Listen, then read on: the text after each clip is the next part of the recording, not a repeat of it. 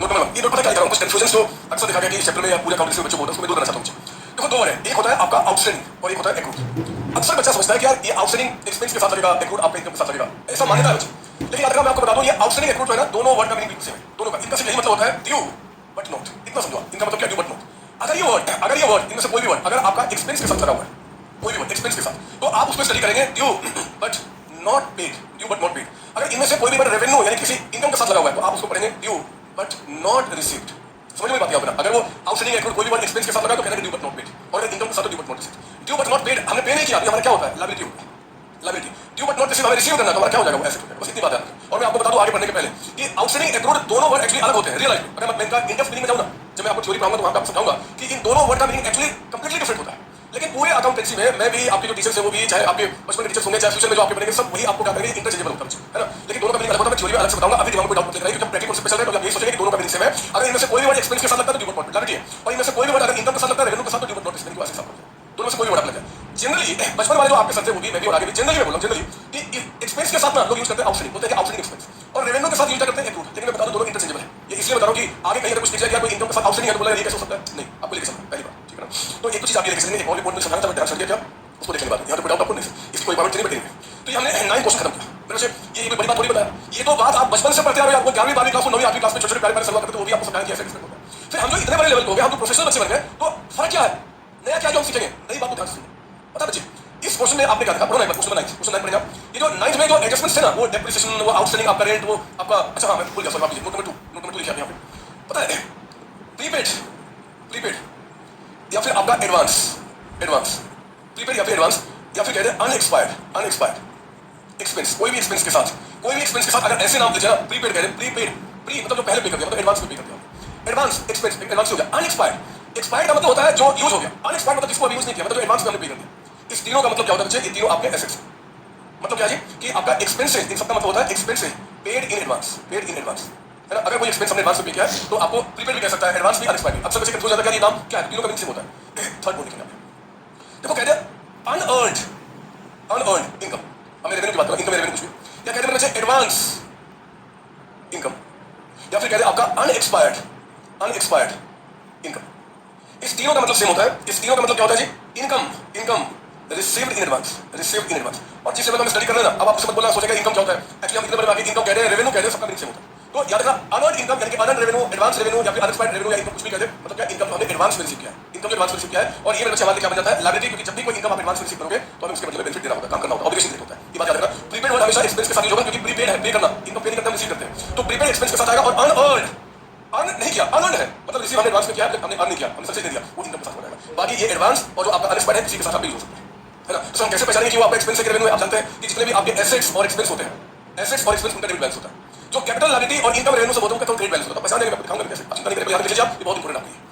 अब मेरा ध्यान सुनना, क्योंकि अब मैं आपको इस चैप्टर की गहराई में लेकर आना चाहता हूं। मेरे प्यारे बच्चों, ये जितने भी एडजस्टमेंट्स थे ना, पॉइंट नंबर 9 में 1 से लेकर 5 तक में जो एडजस्टमेंट्स थे, पॉसिबिलिटी है कि आपके एग्जाम में जो क्वेश्चन आ जाए तो ये सारे एडजस्टमेंट्स जो आपके नीचे में थे ना, वो एडजस्टमेंट्स में होने के बजाय ट्रायल बैलेंस के अंदर नीचे। सर कहना क्या चाहता हूं, मैं कहना चाहता हूं क्वेश्चन पे अपना देखो, मैं क्या बता, ये देखिए अगला क्वेश्चन बुकलेट का 10 पढ़ेंगे। मशीन, ठीक है, एसेट्स है, रेंट एक्सपेंस है, आउटस्टैंडिंग रेंट।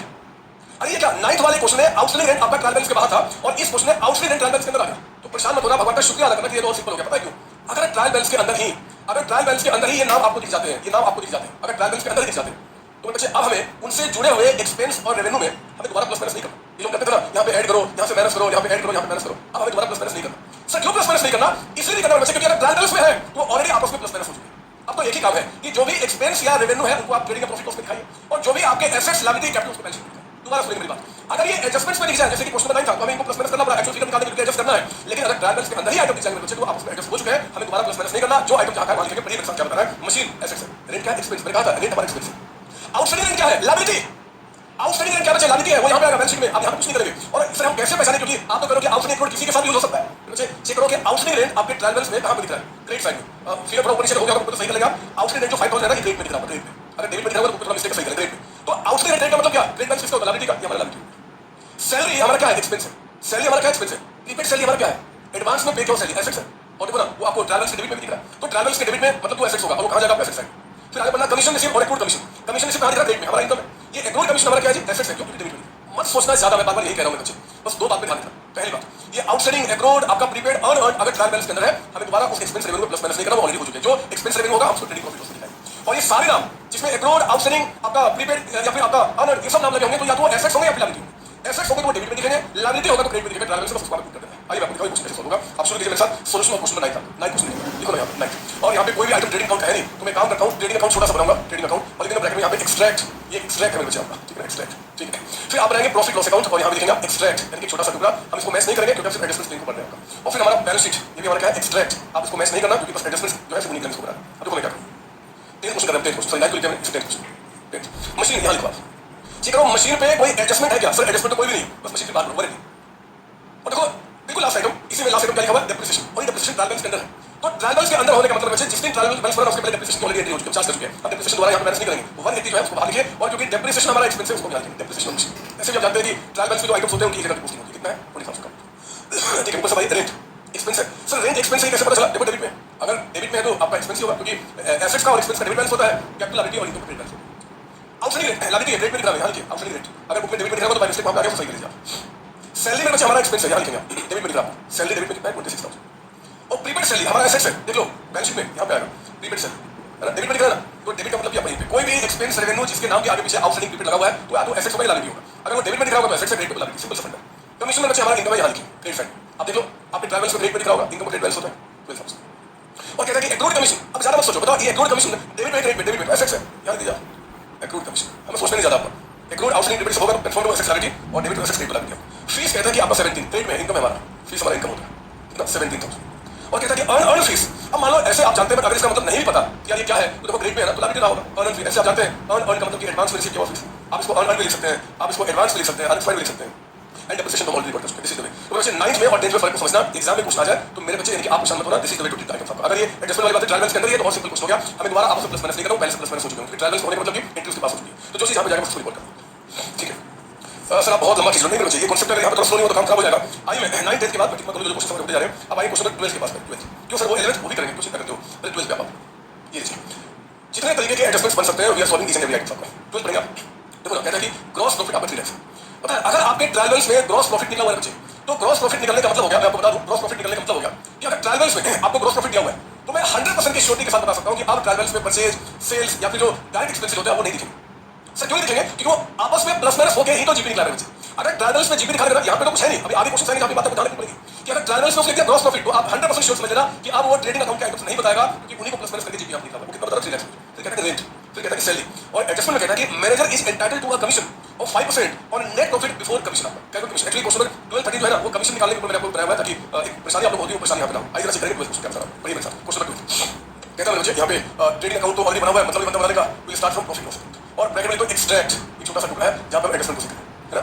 मैं एक्सट्रैक्ट लिखना भूल भी जाऊं तो भी आप समझना कि वो एक्सट्रैक्ट ही है क्योंकि जब तक ट्रायल बैलेंस का दोनों साइड टैली नहीं करेगा वो फुल फ्लेज क्वेश्चन नहीं बना जा सकता। और ये हमारा बैलेंस शीट ठीक है, छोटा सा कितना बड़ा क्या ग्रॉस प्रॉफिट यहाँ लिखिए जो ट्रेडिंग अकाउंट से निकल कर आता है, ग्रॉस प्रॉफिट कितना बता रहा मुझे, ये कहता है कि 3 लाख का अमाउंट लिखो ना 3 लाख। फिर कहता है कि रेंट एंड सैलरी यहाँ लिखिए 2 rent and 2 salary, profit loss के खर्चे हैं, बताइए रेंट कितना 10,000, सैलरी कितना 20,000, ठीक है। ध्यान से मेरी बात सुनना, पॉइंट नंबर एडजस्टमेंट कहता है manager is entitled to a commission of 5%, हमें मैनेजर को कमीशन देना, तो मैनेजर को जो कमीशन देना है तो हमारा एक्सपेंस है, तो सर पेमेंट नहीं हुआ, अरे मतलब पेमेंट हो जाएगा फर्क नहीं पड़ता, एक्सपेंस है ना, डायरेक्ट काम देना है ना, तो जो कमीशन देना बच्चे एक तो यहाँ पे आप एक्सपेंस रिपोर्ट कीजिए मैनेजर्स कमीशन, मैनेजर्स कमीशन आपका एक तो हमारा एक्सपेंस है। अब मेरा एक सवाल है आपसे मुझे बताना कि जो ये मैनेजर कमीशन आपका एक्सपेंस है क्या ये पे हो चुका है क्या? पूछता हूँ आपसे, मुझे बताओ कि जो मैनेजर को 5% कमीशन तो निकालना है जो देना हमने वो पे हो चुका है क्या? सर हमें नहीं समझ में आ रहा, अरे बदमाश समझो ना मेरी बात, अगर कोई भी एक्सपेंस करंट ईयर में पे हो चुका है तो ट्रायल बैलेंस में दिखता है, जैसे रेंट सैलरी दिख रहा है ना तो रेंट पे कर दिया सैलरी पे कर दिया, अगर ये कमीशन पे हो गया होता ना तो ट्रायल बैलेंस में दिख रहा है, ट्रायल बैलेंस नहीं दिख रहा तो नहीं पे हुआ है, और नहीं पे हुआ यदि हमें पे करना है और पे करना मतलब कि एज लायबिलिटी वो बैलेंस शीट में जाएगा managers commission, outstanding managers commission हमें पे करना है, ठीक है ना, उस अमाउंट को निकालना है बस। आइए वर्किंग नोट्स नंबर 1 एक काम करो 3 लाख में 30 माइनस कर कितना होगा 270, उसको क्या बोलूंगा मैं कहूंगा net profit before commission. Sir क्यों बिफोर कमीशन क्यों? अरे बदमाश, अरे कहाँ कमीशन अभी माइनस किया है हमने 270 में से, ये जो आपका 3 लाख का अमाउंट है ग्रॉस प्रॉफिट 3 में 30 माइनस किया तो जो 270 है इसमें मैंने कमीशन पूरे माइनस किया तो पता नहीं कितना है, क्या बोलेंगे नेट प्रॉफिट बिफोर कमीशन, मतलब इसमें अभी कमीशन माइनस नहीं हुआ है। अब क्वेश्चन में ध्यान से देखो कि जो कमीशन देना है वो कौन सा प्रॉफिट पे देना है, कहता है कि 5% देना है on net profit before commission, इसी में कह रहा है बच्चे देने के लिए, तब तो कोई दिक्कत नहीं है, आप फटाफट कमीशन निकालो फटाफट कमीशन, और कमीशन कितना हो जाएगा तो 2,70,000 पे सॉरी 270 पे कितना परसेंट है 5% है ना, जो अमाउंट हमें पता है उसी पे कह रहा हूं निकालने के लिए, तो 13,500 रुपीज का आपका यहाँ पे कमीशन 13,500 रुपये, इस 13,500 को यहाँ पे एक्सपेंस पर रिकॉर्ड कीजिए और इसको एज लायबिलिटी भी आपको रिकॉर्ड करना होगा क्योंकि अभी तक हमने पेमेंट नहीं किया। तो पूछने के बाद एंट्री क्या बनेगा तो मैनेजर्स कमीशन अकाउंट डेबिट तो outstanding managers commission, commission expense होगा डेबिट क्या पे करना लायबिलिटी इसके अंदर में तो ये और इसको टैली मत करना, अभी समझ निकाला कि कोई रिक्वायरमेंट यहाँ पे है, ठीक है। और अगर मैं आपको बोल दूं कि मान लो यहाँ पे कुछ भी बताओ जी आपका यहाँ पे नेट प्रॉफिट कितना निकल गया, अब प्रॉफिट कितना, तो 3 लाख में ये भी क्या, ये भी माइनस करो तो कितना हो जाएगा आपका नेट प्रॉफिट आपका 270 में पहले से आपका और 13,525 को माइनस करके ये 2,56,005 ऐसे निकलने को है नहीं, पर मैंने इसलिए बता दिया क्योंकि ये जो प्रॉफिट निकल के आया ना, ये प्रॉफिट इसको क्या कहा जाएगा, आफ्टर कमीशन, है ना बच्चे। अगर कोई कहते कि जरा बताओ प्रॉफिट, अगर एग्जाम में पूछ दे कि जरा बताओ कि यहाँ पे प्रॉफिट आफ्टर कमीशन कितना आएगा, तो नेट प्रॉफिट आफ्टर कमीशन एक अमाउंट आएगा। आफ्टर कमीशन का मतलब होता है कमीशन को भी माइनस करने के बाद कितना, तो कितना अमाउंट क्या नहीं, मैं उसको नहीं चाहता, कोई कमेंट नहीं थी। 13 क्वेश्चन पे पाइए, 13 क्वेश्चन मेनली मुझे 13 क्वेश्चन आपको समझाना है, 13। तो यही कर देता हूँ सोल्यूशन ऑफ क्वेश्चन नंबर 13 और क्या बता रहा है। एज्यूम प्रीवियस क्वेश्चन, इसी क्वेश्चन में एज्यूम करें manager is entitled to commission of 5% of net profit, यहाँ पे भूल के लिखना, सही कीजिए उसको आप क्वेश्चन में, अगर आपको सही कीजिए कि manager is entitled to commission of 5% of net profit after charging such commission. अब यहाँ मेरे बच्चे कहता है कि आपको net profit after charging commission पे आपको निकालना, फिर तुम्हें क्या 13th आप एक काम कीजिए, ध्यान लिखेंगे प्रॉफिट लॉस अकाउंट का छोटा सा एक्सट्रैक्ट, है ना, ये रहा। और आप मेरे पास यहाँ पे बनाएंगे बैलेंस शीट का एक छोटा सा एक्सट्रैक्ट, क्योंकि एक ही नाम तो लिखना है यहाँ पे। तो ये देखिए आपका क्वेश्चन में कहता है कि पिछले क्वेश्चन में ये जो करना है, तो पिछले क्वेश्चन में जीपी कितना था 3 लाख, और कहता है यहाँ पे रेंट, और यहाँ पे कहता है कि सैलरी, रेंट कितना है 10,000, सैलरी कितना है 20,000। हमें यहाँ पे क्या देना है जी, मैनेजर्स कमीशन, है ना, और वो भी पे करना बकाया, यानी क्या लिखेंगे आउटस्टैंडिंग मैनेजर्स कमीशन, ठीक है। वो अमाउंट कितना निकालना है, तो बच्चे अब ना आपको क्या करना होगा, यहाँ पे फिर से वर्किंग नोट्स में आना पड़ेगा, और लिखिए मेरे साथ, अगर इस 3/30 को माइनस करो क्या निकल के आ गया, नेट प्रॉफिट बिफोर कमीशन, और वो अमाउंट कितना बन गया आपका 2,70,270। अब इसको मैं दिखा, क्वेश्चन आना चाहिए, खिचड़ी में 30 गया तो 270 का अमाउंट पता है, लेकिन क्वेश्चन में जो आपको कमीशन दिया हुआ है, कमीशन वो कितना परसेंट बता रहा है, कमीशन कितना है 5%। कमीशन कहता है कि 5% है किसका, of net profit after commission, है ना। इसमें बहुत ध्यान से बात सुनना, पिछले वाले क्वेश्चन में और इस क्वेश्चन फर्क समझना। हमारे पास जो कमीशन निकाला था 13,500 रुपए, हमें जो कमीशन निकाला था 35, मतलब ये निकालते हैं, हमें जो कमीशन निकाला था किस पे निकाला था, वो निकाला था इसी के ऊपर निकाला था, जो हमने 270 निकाला, इसको माइनस करके 270 रेट ऑफ कमीशन देखो उसी पे दिया गया 5% प्रॉफिट बिफोर कमीशन पे निकाल दिया। यहाँ पे दिक्कत है, यहाँ पे नेट प्रॉफिट बिफोर कमीशन आपका 270 का अमाउंट है, लेकिन जो कमीशन का जो रेट है बच्चे वो नेट प्रॉफिट आफ्टर कमीशन, देखो हमें जो पता है ना, जो हमें पता है ये क्या है बिफोर कमीशन, और रेट किस पे दिया हुआ है आपका आफ्टर कमीशन पे, मतलब कि ये 5% आप इस पे अप्लाई नहीं कर सकते। क्यों अप्लाई नहीं कर सकते, इसलिए नहीं कर सकते क्योंकि ये प्रॉफिट बिफोर कमीशन है और रेट क्या होगा आफ्टर कमीशन। अब हम क्या करें, दो तरीका बताता हूँ, एक सिंपल तरीका, एक लंबा तरीका, आपको जो अच्छा लगे वो काम करें। पहले मैं सिंपल तरीका बता रहा हूँ जो मैं चाहता हूँ फॉलो करें, है ना, क्योंकि बड़े बच्चे पता है क्या, जब भी मेरे बच्चे जो इन्फॉर्मेशन आपको पता होगा ना, इन्फॉर्मेशन जो पता होगा अगर वो अलग है और रेट जो आपका है वो अलग है, मतलब कि ये बिफोर कमीशन है और रेट आफ्टर कमीशन, तो हमेशा क्या करना कि इस रेट को इसके रिस्पेक्ट में कन्वर्ट कर देना। सर कैसे कन्वर्ट होगा मैं आपको दिखाता हूँ, आप बोलना क्या कमीशन कितना है 5 है, जब नेट प्रॉफिट आफ्टर कमीशन कितना 100, इसका मतलब होता है ये 5% का मतलब कि कमीशन 5 रुपए का होगा, 5 रुपीज का होगा, if net profit after commission कितना 100 आता है। अब इसको एक इक्वेशन बनाओ आप, है ना, कि देखो जी यहाँ पे नेट प्रॉफिट आफ्टर कमीशन, अगर नेट प्रॉफिट आफ्टर कमीशन हमारे पास कितना है, ये देखिए यहाँ पे इक्वेशन के मुताबिक 100 है आपका, और कमीशन अगर नेट प्रॉफिट आफ्टर कमीशन अगर 100 है तो कमीशन कितना है 5 आपका है। तो यानी कि नेट प्रॉफिट आप मुझे बताइए, नेट प्रॉफिट आपका बिफोर कमीशन अमाउंट कितना हो जाए, बताओ आप यहाँ पे। अगर कमीशन को माइनस करने के बाद 100 रुपीज है और वो कमीशन 5 है, तो बिफोर चार्जिंग कमीशन कितना होगा 105। कॉमन सेंस है, अगर आपका प्रॉफिट बिफोर कमीशन 105 का होगा, उसमें 5 रुपीज का कमीशन माइनस कर 100 रुपीज बचा होगा। इसको रटने समझदार लोग आगे दिखाएंगे, ये आपको हो गया, मेरे को पता मैं क्या बोलता हूँ, मैं मतलब मैथमेटिक्स क्या बोलता है। इस तीनों में से कोई भी एक चीज पता रहेगा ना, कोई भी एक चीज तो बाकी की दो चीजें निकाल सकते हैं। अगर हमें अब कमीशन निकालना है, अगर हम कमीशन निकालना चाहते हैं, लिखिए मेरे साथ यहाँ पे कमीशन इज इक्वल टू, तो हमें जो अमाउंट पता है उसको लिखो आप 270, यानी 270। अब ये 270 इस तीनों में से किसके बराबर है, ये तो मुझे था बिफोर कमीशन, तो ये रहा आपका बिफोर कमीशन कितना 105। वो जिसके बराबर होगा ना आप उसे डिवाइड करोगे, वो जिसके बराबर, अगर ये बिफोर कमीशन है तो बिफोर कमीशन से डिवाइड करोगे, अगर ये आफ्टर कमीशन तो आफ्टर कमीशन से डिवाइड करोगे।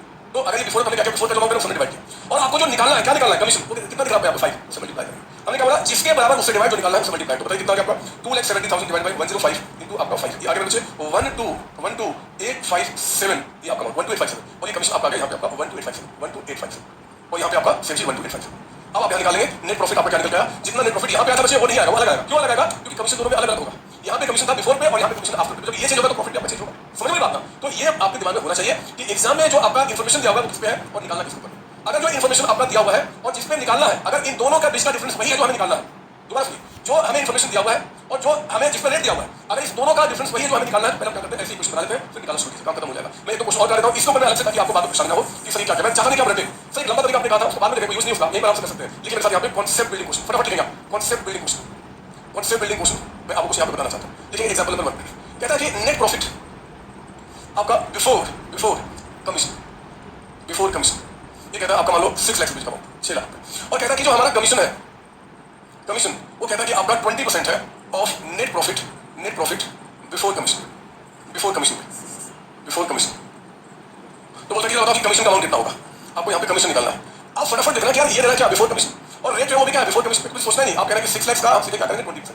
झगड़ा तो है ही नहीं जब हमें जो रेट जिस पे दिया हुआ है जो अमाउंट बता दूं सेम होगा। एग्जांपल दो, कहता है कि net profit before commission, net profit before commission, ये अमाउंट कहता है कि 5 लाख रुपीज का अमाउंट है 5 लाख, और कहता है कि हमारा जो कमीशन है, कमीशन वो कहता है आपका 20% है of net profit, net profit साथ साथ देखिए आगे पीछे नहीं, आफ्टर कमीशन ये लिखा है क्योंकि एग्जाम में कैसे भी क्वेश्चन आ सकता है, आपको बिल्कुल रेडी रहना है सॉल्व करने के लिए, है ना। तो प्रॉफिट बिफोर कमीशन 5 लाख है, कमीशन कहते हैं 20%, नेट प्रॉफिट आफ्टर कमीशन। आप बोले यार इन्फॉर्मेशन क्या दिया बिफोर और ये रेट किस पे आफ्टर, बिना देर किए बगैर आपका दिमाग काम करे कि 20% का मतलब क्या हो गया 20/100। और आपके संतोष सर ने बोला था, अभी दोबारा बोल रहा हूं कि जब भी रेट जो अमाउंट जिस पे दिया हुआ है और जो रेट है दोनों अलग है, और इस दोनों के बीच डिफरेंस क्या है भाई, जो कमीशन जो हमें निकालना है, तो रेट को पहले से कन्वर्ट कर दो, जैसे 20 रुपीस नेट प्रॉफिट, कमीशन हमारा कितना है 20, कमीशन कितना 20, जब नेट प्रॉफिट आफ्टर कमीशन कितना 100, तो क्या करेंगे आप लिखेंगे यहाँ पे कि नेट प्रॉफिट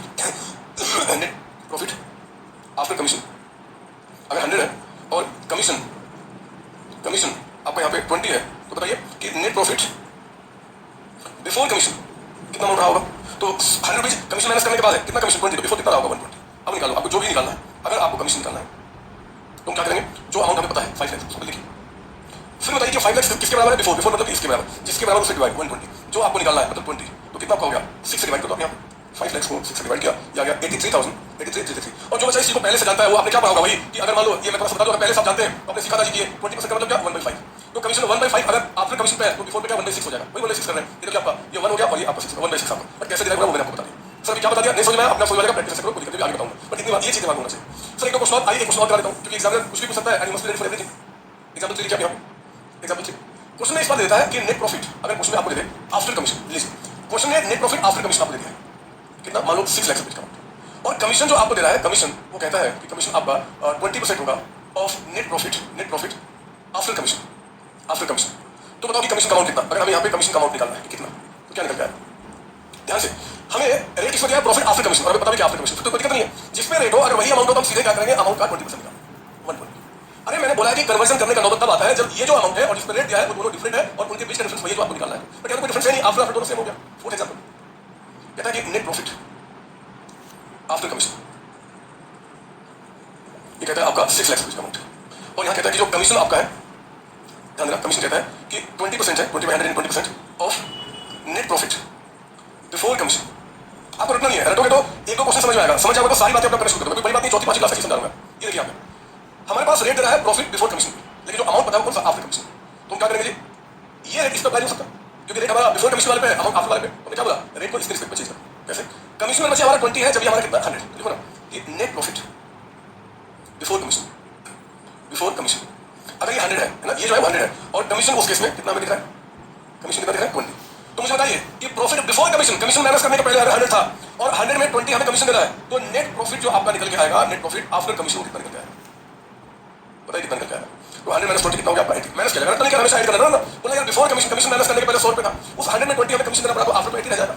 अब जो पता है आप उसको निकाल सकते हो, जो नहीं पता उससे उल्टा बोल दिया, जो नहीं पता वो निकाल सकते हो, जो पता उससे। ये आपका 6 लाख का अमाउंट है, उसको ध्यान रखिए, ये किसके बराबर है आफ्टर कहां दिख रहा है 80 से डिवाइड, हमें निकालना क्या है कमीशन, यानी कि 20 से मल्टीप्लाई कितना हो गया 1 लाख, इट्स वेरी सिंपल। इसे मैथमेटिक्स जो कि आपने चौथी पांचवी क्लास में पढ़ा होगा, नहीं पढ़ा तो बदमाश है, क्या बताओ, ठीक है। तो मैंने आपका 12 13 दिखा दिया, मैं थोड़ा और आगे बढ़ना चाहता हूं कुछ और अच्छे कॉन्सेप्ट पे, और मैं सोच रहा हूं कि एक बार मैं आपको पहले कराऊं 19th क्वेश्चन, 19th सब बीच वाले क्वेश्चन सब कराऊंगा, बदमाश क्यों चिंता करते हो, लिखो तो पहले आप यहां आइए मेरे साथ यहाँ पे अगला क्वेश्चन करते हैं 19th। मैंने आपको पहले बोला है और मैं सच्चाई बताता हूं, सच्चाई यहाँ देखो, यहाँ आपसे बात कर रहा हूं, अरे आप से बात करो, मेरी बात जितने भी मेरी क्लासेज हैं, अगर उन क्लासेज को आपने प्रॉपर तरीके से स्टडी कर लिया स्टार्टिंग से till the end, theory practice सब कुछ, मैं आपको गारंटी दे सकता हूं कि आप जब एग्जाम देने जाओगे, एग्जामिनेशन हॉल से बाहर आओगे, आप उसको गुस्सा करोगे। वो सब पता क्या होगा कि सर आपने इतने टफ का कॉन्सेप्ट करा दिया, क्यों करा दिया, इतने सिंपल सिंपल क्वेश्चन आए थे, तो वैसे ये आवाज आपकी तरफ से बाकी बच्चों की तरफ से नहीं आएगी, जो आपके लिए बच्चे नहीं, उसी के बच्चे नहीं, वो ऐसा नहीं बोल सकते, उनको टफ लगेगा, आप इसलिए ऐसा बोलोगे क्योंकि आपने कॉन्सेप्ट पे जबरदस्त तरीके से मास्टरी की है, आपने वो सारे क्वेश्चन पढ़े हैं जो बच्चा दूसरा सोचता है कि पढ़ो कि ना पढ़ो, वो भी आपने पढ़ा हुआ है, भी ले लो, बताओ आपको पढ़ा देखो। ये शक्ति जो अभी इसमें बंद है मेरे बच्चे, ये ब्रह्मा जी ने मुझे दी है, उन्होंने कहा था कि इसको पी के बच्चों को पढ़ाना ये ऐसा अमृत है कि आप पियोगे और आपके बच्चों के पास जाएगा, वही हो रहा। 19 क्वेश्चन का भाई और देखते हैं 19 क्या होता है, सुनो ना ध्यान से। वो कहता है कि ट्रायल्स आपका है जो 31 मार्च 2023, इंश्योरेंस है 200 रुपीज डेबिट में बच्चे, अगर फिगर यहाँ दिखा हुआ तो सही कर लो, टाइपिंग में पीडीएफ पर बुक निकालते समय गलत हो जाता है, तो इंश्योरेंस डेबिट में है 200 रुपीज आपका, सैलरी भी आपका डेबिट में है, बिल्डिंग आपका कहता है कि 3 लाख, वेजेस कहता है 20,000, नीचे कहता है एडजस्टमेंट चार्जेस में insurance includes a premium of 170 on policy expiring on 30 September 2023, salary for the month of March 2023 कहता है कि आउटस्टैंडिंग है, wages includes 5,000 paid on erection of cycle shed, sir क्या है बताऊंगा, चार्ज डेप्रिसिएशन कहता है कि बिल्डिंग पे, और वो आपको कितना बता रहा है यहाँ पे 10% पर एनम, ठीक है ना। सुनिए मेरी बात ध्यान से, 19 क्वेश्चन कर रहा हूं क्योंकि आइटम्स यहाँ पे ट्रेडिंग अकाउंट के भी कुछ है, तो मैं यहाँ पे ट्रेडिंग अकाउंट इस पर बताऊंगा और लिखूंगा लेकिन ब्रैकेट में एक्सट्रैक्ट, क्योंकि ये कंप्लीट क्वेश्चन नहीं है, सिर्फ एडिशनल को सिखाने के लिए आपके जो एडजस्टमेंट एग्जाम में आए हैं या फिर आ सकते हैं। फिर हमने यहाँ पे आपका प्रॉफिट लॉस और ब्रैकेट में निकाल दिया एक्सट्रैक्ट, ठीक है, ये भी हमारे पास हो गया। और बच्चे फिर आपका लास्ट में यहाँ पे बैलेंस शीट और ब्रैकेट में निकाल दिया हमने यहाँ पे एक्सट्रैक्ट, ठीक है, ये भी हमारे पास हो गया। अब मेरी बात सुनेंगे ध्यान से, बहुत अच्छा क्वेश्चन है और कुछ नए क्वेश्चन आपको मिलेंगे। पहले तो इंश्योरेंस जो कि प्रॉफिट लॉस में जाता है, तो इंश्योरेंस, और क्योंकि मैंने इस पे कुछ एडजस्टमेंट आपको बताया हुआ है तो इंश्योरेंस को ट्रायल बैलेंस के अंदर दिखाई। अब मैं आपको पॉइंट नंबर 1 समझाता हूँ, सुनिए मेरी बात, समझना मेरे साथ। मैं आपको यहाँ पे नोट, मतलब ये नोट है, नोट का मतलब कि एग्जाम में लिख रहा हूँ आपको समझाने के लिए। WRT का मतलब होता है with respect to point number 1। Point number 1 को समझा रहा हूं ताकि जब रिवीजन आएगा तो आपको शानदार होता है। पता है क्वेश्चन के अंदर में ये हमारा करंट ईयर है, जो करंट ईयर 1/4/2022 से लेकर 31 मार्च 2023 को खत्म हो रहा है क्वेश्चन के अंदर। पता है इस साल में हम लोगों ने कई सारे चीजों का इंश्योरेंस कराया होगा। मैं अपनी बात करता हूँ, मैं अपने सीओ एजुकेशन की बात करता हूँ। मेरे इस बिल्डिंग का भी इंश्योरेंस हुआ पड़ा है, मेरे स्टूडियो का भी इंश्योरेंस हुआ पड़ा है, मेरे जो इक्विपमेंट्स हैं उनका भी इंश्योरेंस हुआ पड़ा है, मेरे जो लैपटॉप है उनका भी इंश्योरेंस कराया हुआ है, गाड़ी का भी इंश्योरेंस हुआ पड़ा है, हर चीज का हमने इंश्योरेंस कराया है। और जितने चीजों का हमने इंश्योरेंस कराया सबके प्रीमियम पे किया। मान लो जितने सारी चीजों का हमने इंश्योरेंस कराया है उन सबका प्रीमियम कितना यहाँ पे 12 सारा कुछ। अब इतनी सारी चीजों में एक ऐसा इंश्योरेंस है, पहले पॉइंट नंबर 1, एक ऐसा इंश्योरेंस है, इंश्योरेंस इंक्लूड्स अ प्रीमियम 170। एक और भी ऐसा चीज है जिसका हमने प्रीमियम कितना पे किया है 170। मतलब बहुत सारे इंश्योरेंस कराएंगे और सबका हम जब भी इंश्योरेंस कराते हो प्रीमियम पे करते हो इंश्योरेंस कंपनी को, तो उसमें एक इंश्योरेंस है जो कि 170 रुपीस का है, 170 का। आगे बढ़ना, 170 on A policy expiring on 30 सितंबर 2003। ये जो 170 का हमने पे किया है बच्चे, ये जो 170 का हमने इंश्योरेंस प्रीमियम पे किया है, इंश्योरेंस प्रीमियम जो हमने पे किया है 170 का, ये ऐसा पॉलिसी है जो कि इस साल में खत्म नहीं हो रहा है, वो आगे जाएगा। और आगे कब खत्म होगा जी? सितंबर बता रहा ना, ये सर सितंबर 30 सितंबर, वो कहता है कि 30 सितंबर 2023 को जाके वो खत्म होगा। यानी कि मुझे बता यहाँ से अगला साल यानी कि फ्यूचर में कितना आगे चला गया, मतलब नेक्स्ट ईयर कितना चला गया? 6 मंथ्स आपका, 6 महीने, 6 मंथ्स आपका आगे चला गया, मार्च के बाद अप्रैल मई जून जुलाई अगस्त 6 महीने आपका। तो पता है आप तो जानते हैं कि अगर हमने इंश्योरेंस प्रीमियम जो पे किया 170 आपका, ये सारा अमाउंट इस साल एक्सपेंस नहीं खाया जाएगा। हम एक्सपेंस वही करंट ईयर में दिखाते हैं जिनका बेनिफिट हमने क्या किया, करंट ईयर में किया, करंट ईयर। तो मुझे 170 का जो हमने प्रीमियम पे किया कितने महीने के लिए पे किया? अक्सर बच्चा समझता है कि सर 12 मंथ्स यहाँ पे और 18 महीने का पे हुआ। नहीं मेरे बच्चे, इंश्योरेंस के केस में बताऊं, इंश्योरेंस के केस में बाकी चीजों की बात बाद में देखेंगे। इंश्योरेंस के केस में जनरली आप अपने मम्मी पापा से पता करना कि इंश्योरेंस का जो प्रीमियम हम पे करते हैं, प्रीमियम वो एक बार में एक साल में पे करते हैं। अगर क्वेश्चन कह देता कि प्रीमियम जो 170 का हमने 18 मंथ्स का पे किया तो मान लेते 18 मंथ्स का कह देता तो आगे क्वेश्चन आप बोलेगा। लेकिन अगर क्वेश्चन नहीं बताता कि 170 का जो प्रीमियम आपने पे किया है वो कितने महीने का पे किया है तो हम क्या मानेंगे 12 मंथ्स का, 12 मंथ्स का। तो वैसे जो आगे जाएगा यानी कि प्रीपेड कह दो, अनएक्सपायर्ड कह दो, एडवांस कह दो, वो कितना हो जाएगा जी? 6 मंथ्स आपका, मतलब क्या 85। यानी कि जो 170 रुपीस का आपने एक ऐसे तो हमने बहुत सारी पॉलिसी किया है और टोटल प्रीमियम 1200 पे किया है, बट आउट ऑफ 200 एक जो हमने 170 का पेमेंट किया था वो आपका आगे जा रहा है। मतलब बाकी हमने इस साल लिया होगा और इस साल इसका पेमेंट करना है, बाकी एक ही प्रीमियम आपका आगे जा रहा है। तो जितना आगे जाएगा वो 85 इसका एक्सपेंस नहीं मानेंगे, बाकी माना जाएगा। तो हम लोग क्या करेंगे जी? इसमें से लेस कर देंगे। क्या? प्रीपेड इंश्योरेंस कितना जी? 85 आप यहाँ से लेस कर दीजिए तो 11 कितना आ गया? 15 आपका, ठीक है ना। और ये जो प्रीपेड इंश्योरेंस है उसको आप ध्यान कर दीजिए, प्रीपेड इंश्योरेंस कितना जी? 85। तो this is the way to make it. कोई डाउट इसके अंदर नहीं सर? एक सवाल आपके दिमाग में हो सकता है कि सर ये जो 170 का पेमेंट कहते हो कि 12 महीने का है, तो फिर तो 12 महीने यहाँ से यहाँ शुरू होगा, फिर इसमें पहले का क्या हुआ फर्क नहीं पड़ता, हमें सोचना भी नहीं। क्योंकि बच्चे अगर मान लो कोई ये गाड़ी हमने यहाँ पे परचेज की तो यहीं से इंश्योरेंस कराएंगे, यहाँ से थोड़ी कराएंगे। आप उसमें पास है जिस दिन वो सामान आता है उसमें से कराते हैं। तो हो सकता है कि पॉलिसी हमने यहीं से लिया होगा, तो इस साल में 6 महीने गुजरे, 6 महीने का खर्च रह जाएगा, 6 महीने का खर्च अगली बार दिखाएंगे और इस पर वैसे लिखेगा। वही काम किया, प्रीपेड को हटा के हमने उसको मैच किया। कोई डाउट इसके अंदर नहीं? ठीक है। अगला ये सैलरी भी खाएगा प्रॉफिट लॉस अकाउंट। सैलरी आप मुझे बताइए कि सैलरी जो हमने पे किया है कितना पे किया है? 11,000 देखो सैलरी आपने आपके ट्रैवल्स में 11,000 नीचे आइए, point number 2 salary for the month of March is outstanding. March मतलब लास्ट मंथ का, ये देखो आपका लास्ट मंथ का आपका आउटस्टैंडिंग। तो कितना आउटस्टैंडिंग है? मैं यहाँ पे WRT with respect to point number 2, ये सारे पॉइंट आपके एग्जाम में डिपार्टमेंट नहीं करने का, ये सिर्फ आपको समझाया जाता है कि रिवीजन आपको दिखाता हूं। तो मुझे हमने कहा कि भैया आउटस्टैंडिंग सैलरी कहता है कि मार्च का बकाया है, और कितना बकाया है? मार्च का कहता है, मार्च मतलब कि 1 महीने का बकाया, तो कितना बकाया?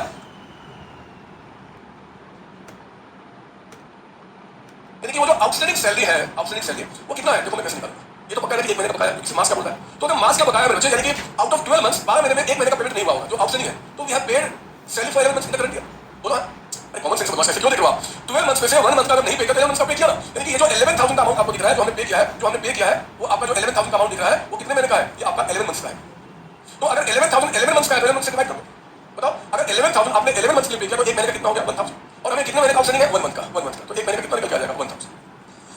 कॉमन सेंस है, किसी छोटी क्लास का बच्चा, मैं छोटा बच्चा 4 साल का, उसको भी बात पता है यार अगर 1 महीने का सैलरी पे नहीं किया तो 11 महीने का पे क्या होगा? और अगर 11,000 हमने पे किया फॉर 11 मंथ्स तो 1 मंथ का कितना हो जाएगा? 1,000। वही 1,000 बकाया है, तो मैं यहाँ पे क्या करूंगा? आउटस्टैंडिंग सैलरी को ऐड करूंगा, कितना ऐड करूंगा? 1,000। तो सैलरी हमारा एक्सपेंस कितना हो गया? 12,000।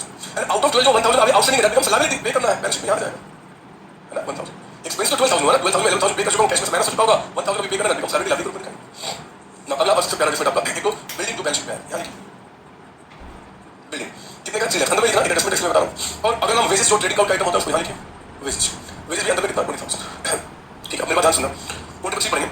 कहता है कि wages includes 5,000 paid on erection of cycle set. आपको पता साइकिल सेट क्या होता है? आपको पता नहीं कि यार साइकिल सेट होता भी कि नहीं होता है? हमारे जमाने में तो क्या मजा आता था साइकिल सेट, मतलब साइकिल स्टैंड। मेरे स्कूल में एक साइकिल स्टैंड होता था, लोग क्रिकेट खेलने जाते थे और वहीं पे जाके मस्ती करते थे दोस्तों के साथ, मजा आता था।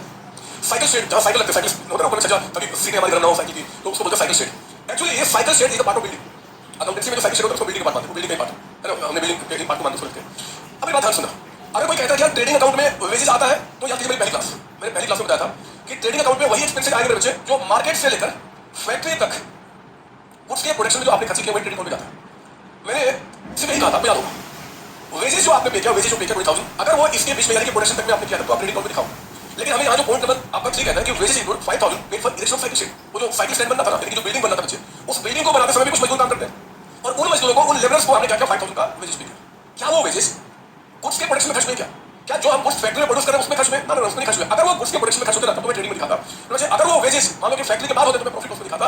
अगर वो वेजेस किसी एसेट्स को बनाने में आपने खर्च किया है, अगर वेजेस आपने पे किया किसी एसेट्स को इरेक्ट किसी एसेट्स को बनाने में, तो हमारा अकाउंटेंसी कहता है वो एसेट्स की कॉस्ट में है, वो फिर ट्रेडिंग प्रॉफिट उसका नहीं है। और ये कोई बड़ी बात नहीं, आप 11th क्लास से पढ़ते आ रहे हैं कि अगर मान लो कोई हम ऐसे जैसे कि बिल्डिंग बना रहा हूं तो बिल्डिंग बनाने में जो मटेरियल लगेगा, बिल्डिंग बनाने में जो लेबर्स काम करेंगे, बिल्डिंग बनाने में जो मशीनरी होगा, उसमें जो खर्चे होंगे सब बिल्डिंग के कॉस्ट में होता है, पूरा ट्रेडिंग अकाउंट में दिखा दूंगा। और इस बदमाशी दिखा दिया कहते हैं कि वेजेस में 5,000 को मिला जो इरेक्शन साइकिल खर्च किया, मैं क्या करूंगा यहाँ से मैनेज कर दूंगा, कहूंगा ट्रांसफर टू बिल्डिंग, कुछ भी लिख सकते हो, ट्रांसफर टू बिल्डिंग या स्पेन को इरेक्शन साइकिल शेड कुछ भी आप, तो वो 5,000 हटा दो क्योंकि वो आपका ट्रेडिंग यूज नहीं है, वो बिल्डिंग के कॉस्ट में ऐड हो जाएगा। हम यहाँ पे ऐड कर देंगे इरेक्शन चार्जेस, इरेक्शन चार्जेस लिख दीजिए या वेजेस पेड और इरेक्शन, आप कुछ भी लिख सकते हैं, बट आपको दिखा रहा होगा कि 5,000 यहाँ पे ऐड कर, यानी कि हमारे पास ट्रेडिंग में यानी कि जो फैक्ट्री में खर्च हुआ वेजेस सिर्फ वही ट्रेडिंग अकाउंट में जाएगा। और हमारा बिल्डिंग जो 3 लाख का दिखाता है वो टोटल एक्चुअली है कितने का 3,05,000, जो साइकिल शेड बना है उस पे जो हमने पे किया वो यहीं पे ऐड कर दिया, हमारा अकाउंट कहता है, ये अकाउंट कहता है।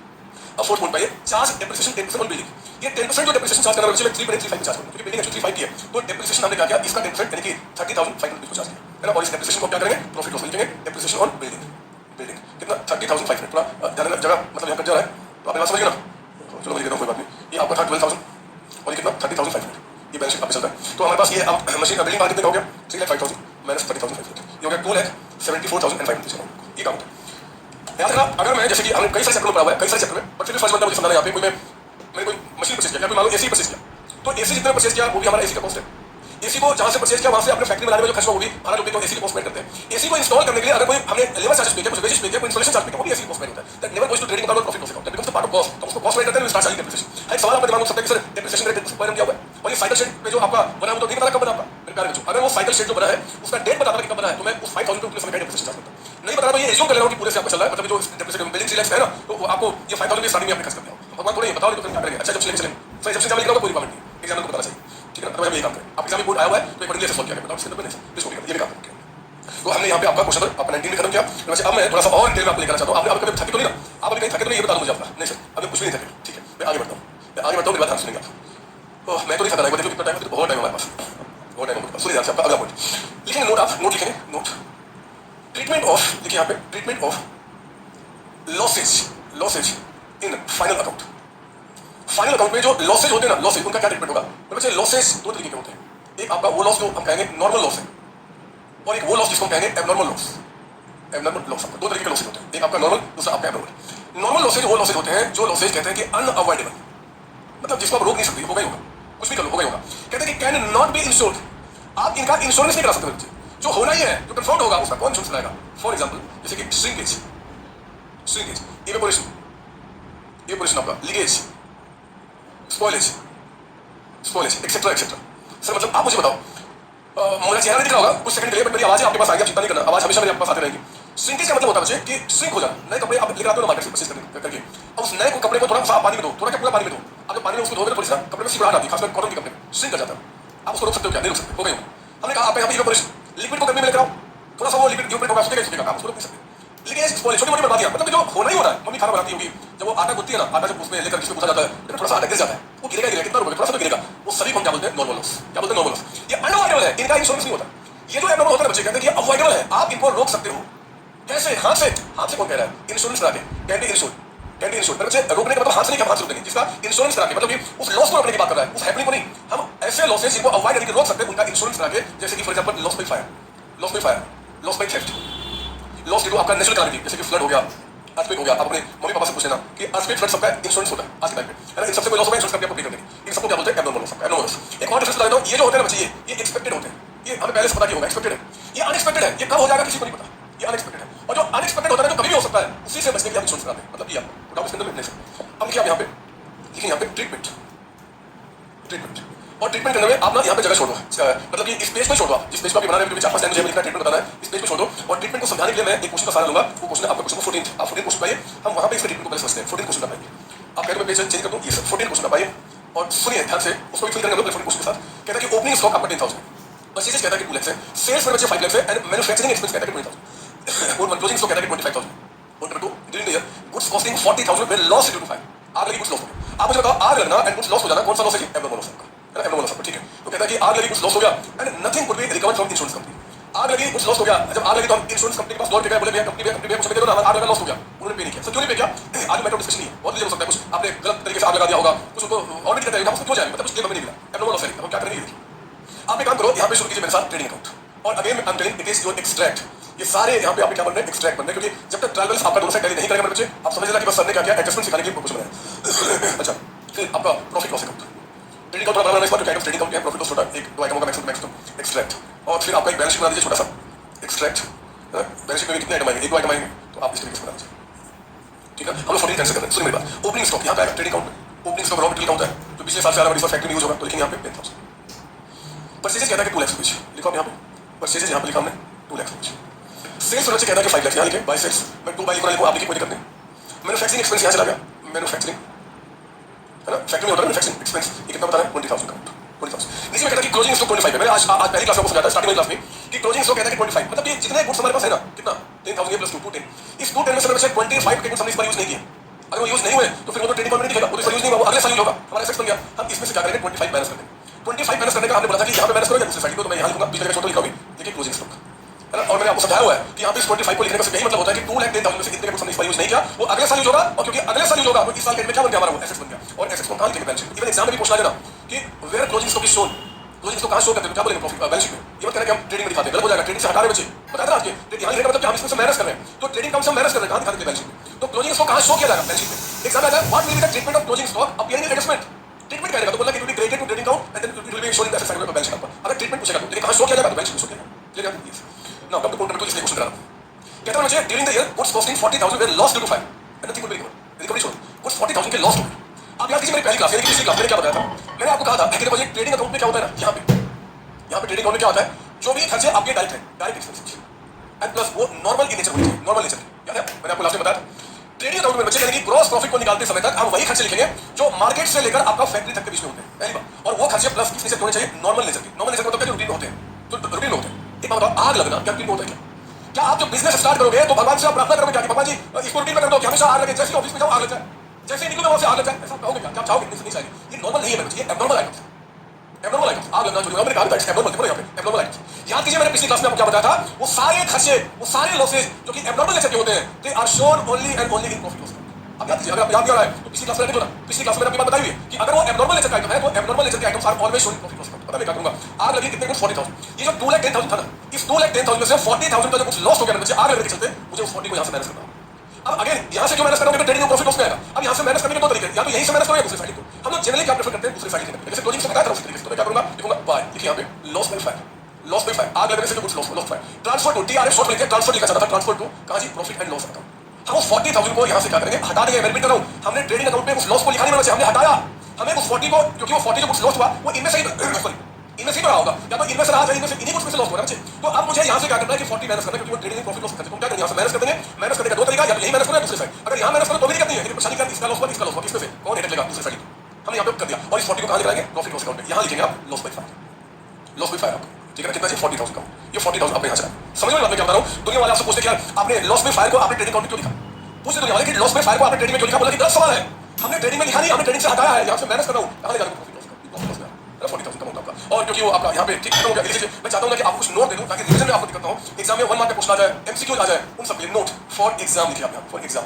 अगर पूछते आपका इफ आस्क्ड, अगर एग्जाम में पूछता है abnormal loss is shown in कहाँ शो करते हैं? तो क्या आप लिखा करेंगे? Profit and loss account. बोल के भी ट्रेडिंग मत करें।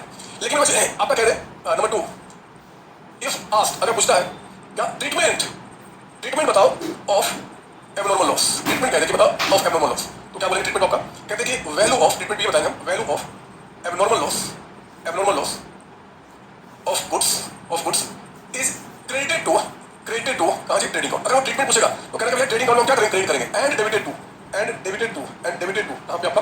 Profit and loss account, debited to profit loss. याद रखिए बात, अगर मुझे पता कहां शो करते तो प्रॉफिट लॉस अकाउंट में, लेकिन ट्रीटमेंट क्या होगा तो फिर ये बताएंगे। ठीक है ना? उसी तरीके से नंबर 3, इफ आस्क्ड अगर एग्जाम में पूछता है value of closing stock is shown in dash, तो क्या बोलेंगे? Balance sheet.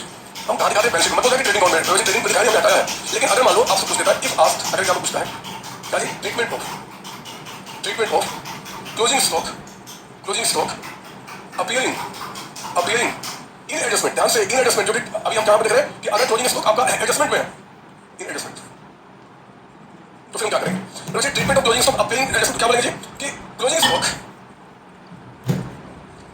is related to trading count and shown in asset side of balance sheet। अगर वो ट्रीटमेंट, इसलिए मैं बोल रहा हूँ एग्जाम में क्वेश्चन को ध्यान से बारीकी से पढ़ो, क्या पूछ रहा है अकॉर्डिंगली आपको आंसर करना है। सब क्वेश्चन एमसीक्यू में 1 मार्क में आपको इंपॉर्टेंट बनते हैं, पूछ देते हैं आपको यहाँ, ठीक है। और ये जो मैंने आपको ट्रीटमेंट बता दिया एब्नॉर्मल लॉस का, यही ट्रीटमेंट हम क्या करेंगे यहाँ पे आपको दिखाते हैं। यहाँ सारा ट्रीटमेंट आपको बताना, तो क्या लिखेंगे ट्रीटमेंट जी? लिखिए treatment value of abnormal loss ये हमने अभी सुना था, is credited to trading account. जो भी उसकी वैल्यू है वो ट्रेडिंग अकाउंट में क्रेडिट किया जाएगा and debited to profit and loss account. इसका क्या होगा देखेंगे। फिलहाल तो हमने एब्नॉर्मल लॉस के बारे में सीख लिया, डाउट के अंदर नेक्स्ट कॉपी करूंगा, कॉपी कीजिए। हम लोग treatment of losses in final account क्या होगा उसमें एब्नॉर्मल लॉस का अंदर देख लिया और उसको हमने सॉल्व किया। कौन से क्वेश्चन से? आपका क्वेश्चन 14 से। लेकिन बच्चे अगला क्वेश्चन करना ज्यादा इंपॉर्टेंट है 14 से भी, दैट इज 15 क्वेश्चन। ये लिखिए आप लोगों ने, ये सिंपल बता दो यस। तो अब आइए 15 क्वेश्चन इसको मिटाऊंगा, मुझे इसी के पहले दिखाना है, मुझे 14 के साथ में 15 को दिखाना है, तो मैं इसको मिटाऊंगा। आपने इसको लिख लिया होगा, अच्छी बात है। अगर नहीं लिखा तो वीडियो को पॉज करके आप इसको लिख लीजिए। And now come to question 15। आई सोल्यूशन में ऑफ क्वेश्चन 15 अगेन आप यहाँ पे ट्रेडिंग काउंट बनाइए, ट्रेडिंग काउंट और एक्सट्रैक्ट उतना ही बड़ा बनाना जितना बड़ा यहाँ पे बनाया था एक्सट्रैक्ट, ठीक है। जितना बड़ा वहाँ बनाया था उतनी बड़ी कमेंट आएगी। अगेन प्रॉफिट लॉस आप बनाएंगे यहाँ पे एक्सट्रैक्ट उतना ही बड़ा जितना बड़ा आपने वहाँ बनाया था, एक आइटम और आ जाएगा बस इसमें। और एक बैलेंस शीट आप यहाँ बनाएंगे जिसका एक्सट्रैक्ट आप यहाँ बनाएंगे, ये भी हमारे पास। ध्यान से बात सुनिए। 15 क्वेश्चन है, कहता है कि 14 पे करेंगे पड़ेगा। 15 कहता है कि assuming previous question insurance claim admitted the claim of 27,000 in Switzerland. जो ऊपर वाले क्वेश्चन में 14 में हमें कोई क्लेम नहीं मिला था, लेकिन 15 कहता है कि ऊपर वाले क्वेश्चन में जो करें कि आप जब इंश्योरेंस कंपनी के पास गए और आपने इंश्योरेंस कंपनी को कहा, इंश्योरेंस कंपनी है, इंश्योरेंस कंपनी का मेरे गोडाउन में आग लगी है एंड 40,000 रुपीस लॉस हो गए, कुछ दे दो ना। तो इंश्योरेंस कंपनी ने 27,000 क्लेम एडमिट किया है, मतलब बोला कि हम 27,000 आपको दे देंगे। एंट्री क्या होगा सुनिए मेरी बात। आप फटाफट को पहले ओपनिंग स्टॉक कितना, जितना पहले था सेम क्वेश्चन आपका 10,000 परचेज आप यहाँ पे लिखिए कितना जी 2 लाख का अमाउंट। मैन्युफैक्चरिंग एक्सपेंस आप लिखिए यहाँ पे, मैन्युफैक्चरिंग एक्सपेंस कितना आपका 20,000 का अमाउंट। पहले क्लोजिंग स्टॉक को आप ट्रेडिंग से हटाओ 25,000 कहाँ दिखाने के लिए बैलेंस शीट में 25,000 ना। हम तो मेन पॉइंट नंबर 2 पढ़ेंगे। तो बच्चे कहता है कि आग लगी एंड 40,000 गुड्स लॉस हो गए। पहले बताओ पॉइंट नंबर 2 पढ़िए, कितने रुपए के गुड्स, पॉइंट नंबर 2 के मुताबिक कितने वैल्यू के गुड्स आप फैक्ट्री में यूज नहीं कर पाए, कितने वैल्यू के 40,000 जो गुड्स लॉस हो गए। इन एनी सर्कमस्टेंसेस में बच्चे ट्रेडिंग अकाउंट से हमें 40,000 हटाना पड़ेगा। से by loss by fire transfer to कहाँ जी प्रॉफिट लॉस को आपको 40 सर हमें क्लेम मिल गया है, फर्क नहीं पड़ता। ट्रेडिंग अकाउंट में वही एक्सपेंसेस दिखाए गए जो फैक्ट्री में यूज में है। तो जो कुछ 40,000 का लॉस हो गया ना बच्चे, वो तो फैक्ट्री यूज नहीं हुआ, आप पूरे 40 यहाँ से आएंगे एनी सर्कमस्टेंसेस क्लेम मिले चाहे ना। प्रॉफिट लॉस में यहाँ लिखेंगे टू लॉस बाय फायर है ना। और इसके आगे अब आप लिखना बंद कर देना, इसके आगे लिखना बंद करना, जब मैं दोबारा बोलूंगा तो लिखना शुरू करना। ये जो 40,000 है ना वो आपका, मैं यहाँ लिखा हूँ आप दिखा दिया, मतलब कि मिटा के सही कराऊंगा 40,000 यहाँ पे आ गई, ठीक है ना। जो 40,000 का लॉस हो गया हमने प्रॉफिट लॉस को रिकॉर्ड कर लिया, हम गए इंश्योरेंस कंपनी के पास, बोले कंपनी बोला कुछ, उन्होंने कहा 27,000 आपको देंगे। तो वैसे अगर वो हमें 27,000 का क्लेम देने की बात कर रहे हैं, 27,000 आपको देंगे, तो हम क्या करेंगे जी, ये जो हमने 40,000 का लॉस लिखा था ना, इसके अगेंस्ट 27 की कमाई होगी, हमें फायदा हो गया, हमें मतलब कि उसमें क्लेम मिल गया। तो हमारा अकाउंट कहता है कि यार आपने जो 40,000 का लॉस प्रॉफिट लॉस दिखाया, रिपीट कर रहा हूं, प्रॉफिट लॉस में दिखाया, ट्रेडिंग में वहां से हटाया है, जो 40,000 का लॉस में फायर आपने रिपोर्ट किया, आपको 40 का लॉस हुआ था, उसमें 27 तो आपको कंपनी पे ही कर लेगी, तो आप 40 का लॉस को मत दिखाओ। हमने कहा ठीक है, जिस लॉस को लिखना बचे इसके अगेंस्ट आपने लिखा, मैं लिख रहा हूं जितना इंश्योरेंस कंपनी हमें पे करने को जा रहा है उसको हम यहां क्या करेंगे, लिखेंगे बाय इंश्योरेंस क्लेम। अच्छी बात है, हमारा लॉस अब तो 40 का हुआ नहीं, यहां तो 40 जाएगा। और ब्रह्मा जी आके बोल देना कि देखिए 40 मत गिना, मत मानना उनकी बात, बोला सब ने बोला मानेंगे सर की बात, क्योंकि बच्चे यहां से 40 का कुछ आपने यूज नहीं किया फैक्ट्री में, उसको पूरे 40 लगाने पड़ेंगे, लिखना होगा। अब 40 के अगेंस्ट अगर इंश्योरेंस कंपनी ने 27,000 कहता है कि हम आपको दे देंगे, तो 27 को आपको क्या करना होगा, यहाँ पे रिपोर्ट करना होगा एज इनकम, इस लॉस के अगेंस्ट आपको इनकम हो गया। और क्योंकि अमाउंट अभी एडमिटेड है, ये पैसा भी आपको मिला नहीं है, तो हमें लेना है ना बच्चे। और जब हमें पैसा किसी से लेना होता है तो क्या करते हैं, वो हमारा एसेट होता है, तो बैलेंस शीट में इंश्योरेंस कंपनी जिससे पैसा लेना है हमसे 27,000 का अमाउंट है जिसे हमें लेना है, ये 27 इंश्योरेंस कंपनी के नाम पे 27,000 यहाँ पे आएगा। तो this is the way to solve the question. आप इसको लिखो, ये 27 इसको लिखना भी 27,000 लिखवा, ठीक है। अब मेरी बात ध्यान से, अगर आप ऐसे ट्रीटमेंट करते हैं बहुत बेस्ट है, किसी की भी हिम्मत देखिए आदत कभी काटी। लेकिन वैसे आपने सुना था बचपन में 11वीं क्लास में और पढ़ा था, आपके छोटे सर ने पढ़ाया होगा, accounting is an art, accounting एक कला है, और उस कलाकारी में जो अच्छे से कला दिखाना उसको बोलते हैं आर्टिस्ट। वो आर्टिस्ट कौन है, आप है। तो पता आप क्या बोलना, यार ये 40,000 का लॉस दिखाना और उसके अगेंस्ट यहाँ पे 27 दिखाना जस्ट नहीं रहा, मजा नहीं आ रहा।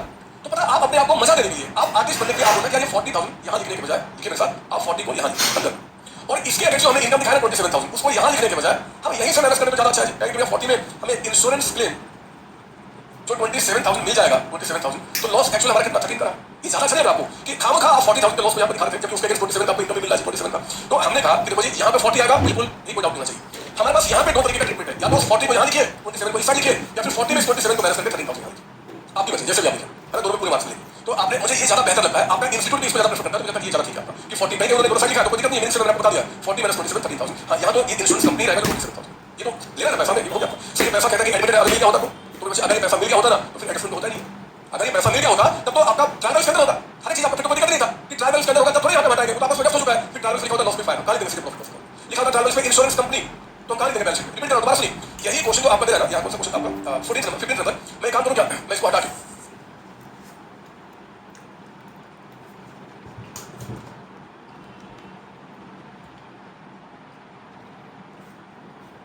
मैं आपको नोट लिखवा, नोट ताकि रिवीजन में आपको दिखाता हूं, नोट लिखना ओनली फॉर वो बात बता रहा यहाँ कौन सा क्वेश्चन आपका 14 नंबर 15 नंबर, मैं काम करूं क्या, मैं इसको हटा के आपको कंफ्यूजन ना हो बाद में इसलिए बता रहा हूं, मैं आपको नोट लिखवा, नोट ताकि रिवीजन में आपको दिखाता हूं, नोट लिखना ओनली फॉर मी, मतलब आपके लिए ब्रैकेट में, because I am special, special चाहिए नहीं, स्पेशल मतलब कि आप बहुत ही बहुमूल्य, आपने मेरे पापा को बोला, मेरे सर ने बोला है यू आर स्पेशल। पता है कि कहते हैं कि if information related to abnormal loss is given in trial balance, then it will look like this। अगर ये ट्रायल बैलेंस करना होता ना तो ट्रायल बैलेंस कुछ ऐसा दिखता, डेबिट क्रेडिट, वो कहता फिर आपका ओपनिंग स्टॉक 10,000, वो कहता परचेजेज, फिर 2 लाख नहीं कहता, पता क्या 2 लाख में 40,000 माइनस करके बताता हूँ, यानी कि कहता कि 160, अगर वो चीज ट्रायल बैलेंस करना होता ठीक है ना, वो कहता मैन्युफैक्चरिंग एक्सपेंस बाकी चीजें ठीक है आपका 20,000, फिर कहता है यहाँ पे आपका लॉस बाय फायर, और पता कितना बोलता, वो 40 नहीं बोलता, वो कहता कि 13,000 ये आपका लॉस बाय फायर, और अगर क्लेम एडमिटेड है तो वहां पर लिखा रहता पता क्या, इंश्योरेंस कंपनी, ऐसा लिखा रहता। अगर ये ट्रायल बैलेंस करना होता तो पता कितना 27,000 ऐसा रहता। अगर ये क्लेम वाली बातें साल के बीच में हो गई है और ट्रायल बैलेंस बनने के पहले सारी हो चुकी है तो इस तरीके का दिखता है, फिर मैं क्या करता, फिर मेरा आंसर कुछ इस तरीके से होता सॉल्यूशन, मैं क्या करता, एक ट्रेडिंग अकाउंट छोटा सा बनाइए, एक्सट्रैक्ट में बोलना है ना, और इसमें कुछ ऐसी बातें कि आपका ओपनिंग स्टॉक यहाँ पे 10,000 है, परचेजेज 160, मतलब ऑलरेडी आपका जो लॉस है उससे माइनस करके दिया था, आपको दोबारा नहीं करना पड़ता, मैन्युफैक्चरिंग एक्सपेंस कितना 20,000, लॉस बाय फायर कहाँ जाएगा, प्रॉफिट लॉस अकाउंट, यहाँ पे आप कहेंगे लॉस बाय फायर, और ये लॉस आपको कितना बताता नेट, यानी कि वो 13,000 नहीं बताता 13,000, और जो हमें क्लेम लेना वो कहाँ जाएगा, बैलेंस शीट में यहाँ पे इंश्योरेंस कंपनी आपका कितना जी 27,000, ये चीज आप जाती है। अगर आपको होता तो हम दोबारा यहाँ मैंने नहीं करेंगे, ये ऑलरेडी मैंने सोच चुका है, सीधे जो आइटम चाहते हैं उसको हम वहाँ दिखाते। अगर ये इंश्योरेंस क्लेम मिल गया होता बच्चे, यहाँ तो एडमिट मिल गया होता तो फिर आपका ये भी नाम नहीं, ये नाम भी जो कैश रहता है उसको ऐड हो गया होता, तो फिर ये नाम भी बस इस तरीके से काम करता है।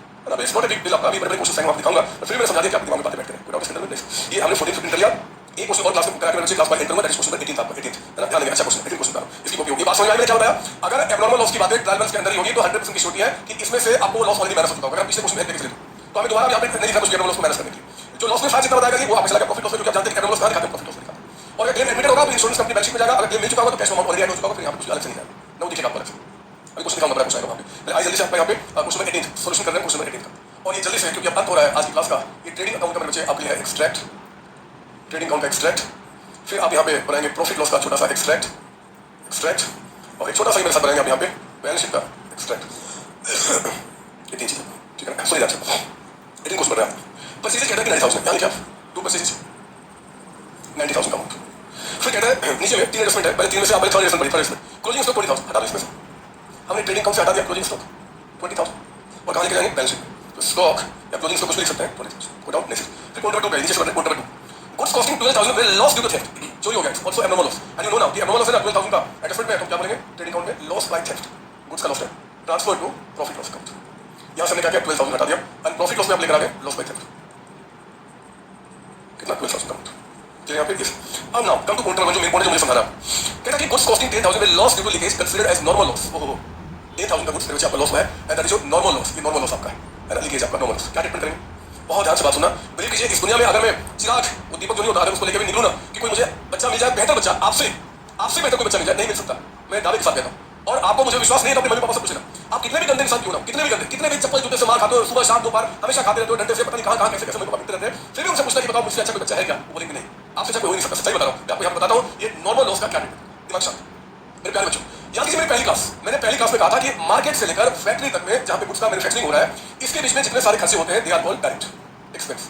इसके भी 2 पार्ट, अगर वो नॉर्मल है नॉर्मल तो कहां जाएगा ट्रेडिंग अकाउंट, अगर वो एबनॉर्मल है तो कहां जाएगा प्रॉफिट लॉस अकाउंट, बताया था मैंने आपको, आप याद होगा मेरे प्यारे बच्चों। यहाँ पे 10,000 का गुड्स लॉस हो गया ड्यू टू लीकेज, मुझे पहले बताओ कि जो 10,000 के गुड्स लॉस हुए ड्यू टू लीकेज वो गुड्स इसी में से रहे होंगे या कहीं अलग से आएंगे, जो गुड्स आपका चोरी हो गया, चाहे क्लोजिंग स्टॉक बच गया, चाहे लीकेज से लॉस हो गया, क्या वो गुड्स कहीं किसी और दुनिया से आया है, किसी और दुनिया से आया था, या फिर जो गुड्स आपने परचेज किया होगा उसी में से लॉस हुआ होगा, इसी में से लॉस हुआ होगा, ऑब्वियस बात सर ओपनिंग स्टॉक से भी हो सकता है, अरे बताओ ओपनिंग स्टॉक भी यही रहता है ना, ऐसे ही हो इसी में से ना, और फिलहाल क्वेश्चन ओपनिंग स्टॉक नहीं वहां दिमाग मत लेके जाओ, परचेज जो हमने किया है 90,000 इसी में से इतना बच गया, इसी में से इतना लॉस में हो गया, इसी में से लीकेज हो गया, नॉर्मल लॉस आपका।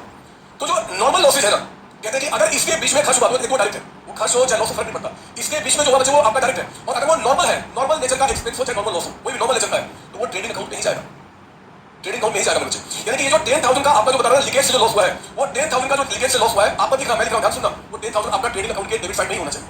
मजे की बात सुन, वो 10,000 जो है वो इसी में से लॉस हुआ है, इसी में से लॉस हुआ है। अगर वो एबनॉर्मल होता तो मैं यहां से माइनस कर दिया यहां पर लाने के लिए। अगर वो नॉर्मल है और कहते हैं सर उसको भी यहां से माइनस करो, तो मैं पता क्या बोलता, आपको दिख रहा है, मैं लिख रहा हूं, मैं बोलता क्या नॉर्मल लॉस कितने का हो गया 10,000। मैंने क्या किया, उस नॉर्मल लॉस को इसमें से हटा दिया। बट जैसे कि एबनॉर्मल को इसमें से हटा के हमने प्रॉफिट लॉस में लिखा, जैसे कि क्लोजिंग स्टॉक को इसमें से हटा के बैलेंस शीट में लिखा, अब बता इसमें से नॉर्मल को 10,000 हटा के कहां लिखूंगा, ट्रेडिंग में तो लिखना है। तो उस लॉस को यानी कि खर्च को फिर हमें क्या करना होगा, यही लिखना होगा, क्या बोलेंगे, नॉर्मल लॉस। आप लिख रहा हूं, मैं आपसे एक बात कर रहा हूं, मेरी बात ध्यान सुनो, क्या गलत बताया मैंने क्या, एक बार दोबारा सुनो, खत्म होगा समय, मैं जानता हूं मेरी बात सुनने पर। जो मैं बच्चे हमने परचेज किया ना, इसमें से जो कुछ बच गया उसको हमने यहां से माइनस किया और लिखा हमने बैलेंस शीट। जो एबनॉर्मल लॉस हुआ उसको यहां से माइनस किया और लिखा प्रॉफिट लॉस। लेकिन जो इसमें से नॉर्मल लॉस हुआ है, हमें पता है कि वो ट्रेडिंग अकाउंट में ही दिखेगा, एंड लॉस एक्सपेंस सारे कहां डेबिट साइड दिखते हैं। तो बच्चे अगर हम इसमें से 10,000 माइनस करें, जैसे इनको माइनस किया, तो फिर हमें यहीं पे लिखना है, तो अजीब फर्क लगा, बोलो बोलो, अजीब फर्क लगा क्या, इसमें से माइनस करके फिर यहीं पे लिखे 10,000 यहां लिखो, फिर 10,000 यहां, मुझे तो ठीक नहीं लगा। इसका मतलब क्या, ना 10,000 मैं यहां लिखूंगा और ना 10,000 मैं यहां पे लिखूंगा, तो भी मेरा काम बन जाएगा, तो भी मेरा काम बन जाएगा, तो भी मेरा काम बन जाएगा, तो भी मेरा काम बन जाएगा। सर कैसे काम बन जाएगा, क्यों नहीं बन जाएगा? अरे 10,000 यहां से हटा के 10,000 यहां को अजीब लग रहा है, कोई लॉजिक नहीं बनता है। हम दुनिया वालों को समझाएंगे, हम दुनिया वालों को समझाएंगे कि 10,000 का जो नॉर्मल लॉस हुआ है वो इसमें से ही हुआ है, इसमें से ही, और वो नॉर्मल लॉस ऑलरेडी इसके अंदर दिख रहा है। मतलब कि सारे लॉसेस सारे खर्च का डेबिट साइड होने चाहिए ना। तो जो 90,000 का आपने परचेज यहां पे लिखा हुआ है, इसमें से ही 10,000 लॉस हुआ है, वो 10,000 ऑलरेडी इसके अंदर में दिख रहा है, तो दोबारा यहां पे क्यों लिखो? बच्चे अगर आप इस 90 को भी लिखोगे और उस नॉर्मल लॉस को 10,000 यहां पे दोबारा लिखोगे तो काम खराब हो जाएगा, डबल काउंटिंग हो गया। वो 10,000 इसमें भी है और इसमें भी है, तो आपके पास दो उपाय है, या तो 10 को पहले यहां डेबिट करो फिर डेबिट करो, या फिर ना तो आप यहां लिखो और ना यहां लिखो। तो हम प्रेफर क्या करेंगे, नॉर्मल लॉस का कोई ट्रीटमेंट नहीं करेंगे, मतलब ना यहां लिखेंगे ना यहां, क्योंकि जो डेबिट में होना चाहिए था वो ऑलरेडी इसके अंदर में दिख रहा है, इसी में से आपका लॉस हुआ है। या तो आप ऐसे करो, अगर आपको मन करता है कि यहां पे तो दिखा रहा है, तो पता नहीं क्या करता, फिर 90 में से मैं इसको 80 लिखता यहां पे और नॉर्मल लॉस यहां पे कितना 10,000, बट वो गलत इन्फॉर्मेशन है, गलत पोस्टिंग है ना। नॉर्मल लॉस को फिर अलग से अपनी परचेज को 80 क्यों लिखा, जबकि परचेज 90 का हुआ है। तो हमारा अकाउंट कहता है कि आप अपने संतोष सर की बात को ध्यान से सुनो, क्या बता रहे हैं। वो कह रहे हैं कि देखो जी जो हमने परचेज किया है 90,000, आप उस 90 को ही लिखो यहां पे, और आप इस बात को समझो कि जो 10,000 का नॉर्मल लॉस हुआ है वो इस 90 में से ही हुआ है, और जब वो 90 में से हुआ वो ऑलरेडी आपका ट्रेडिंग में दिख रहा है, ट्रेडिंग के डेबिट में ही दिखना चाहिए, तो उसको दोबारा यूज करें। इसलिए ना तो हम इसमें से माइनस करेंगे ना दोबारा लिखेंगे, ये ऑलरेडी आपको यहां पे दिख रहा है। In short, no treatment of normal loss at all, कुछ नहीं करना, नो ट्रीटमेंट। क्यों, जहां पे था वहां पे दिख रहा है। ये आपको यहां से हटाना चाहिए क्योंकि दूसरे अकाउंट में दिखा रहा था, इसको भी हटाना था, जो यहीं पे दिख रहा है उसको क्यों हटा के फिर वहां दिखाएंगे। इसका मतलब बच्चे आप लिखिए यहां पे, आप लिखेंगे यहां पे इसका ट्रीटमेंट में, no treatment, no treatment, no treatment of normal loss in final account, final account at all, कुछ नहीं करेंगे, उसको जस्ट इग्नोर कर दो क्योंकि जहां था वहां दिख रहा है। या कहते नो सेपरेट ट्रीटमेंट ज्यादा चलेगा, नो सेपरेट ट्रीटमेंट, यहां पे सेपरेट डालिए, no separate treatment of normal loss in final account at all, कहीं कुछ नहीं करो, क्योंकि आपके सर ने बताया कि देखो जी जो आइटम जहां का था वहां पे ऑलरेडी वो दिख रहा है, समझ लगा है ना, इसका आइटम इसमें दिख रहा है, कुछ नहीं करना। तो इन शॉर्ट फाइनल अकाउंट यानी कि सेपरेट में नॉर्मल लॉस में अगर आ गया तो जहां पे आएगा हम उसको क्या करेंगे, उसको इग्नोर कर देंगे। इग्नोर करने का मतलब कि आपने सही काम किया। फिर एग्जाम में भी आ जाए एमसीक्यू के अंदर में या 1 मार्क में what will the treatment of normal loss, तो क्या बोलेंगे, no treatment. Very relation no way, कहीं वाला शो नहीं करेंगे, जहां पे था ऑलरेडी दिख रहा है, काम खत्म, ये भी काम खत्म। चलिए आज की क्लास में बच्चे हम यहीं पे रुकते हैं, और अभी चैप्टर में बहुत सारी बातें चलेंगी। अभी तो हम यहाँ पे अगली क्लास में स्टार्ट करेंगे, इसमें एक प्रोविजन फॉर डॉक्यूमेंट्स, यहाँ पे बच्चे परेशान होते हैं, आप नहीं रहेंगे, मुझे विश्वास है। और जब तक हम 23 क्वेश्चन को नहीं कर लेते हैं तब तक हम शांत से नहीं बैठेंगे। फिर देखो इस चैप्टर में क्या मजा आता है, वो सारी परेशानियां, वो सारे दिक्कत जो बचपन में आपके अंदर होते थे, जहां रट ऑफ किस्म करता था, उनको खत्म कर दो बस। आप अपने संतोष सर की बात मानिए, बिलीव कीजिए आपकी डिग्री आराम से निकलेगी, आराम से चली जाएगी, बशर्ते कि आप संतोष सर की बात को मानते चलेंगे। All the best, next time, thank you.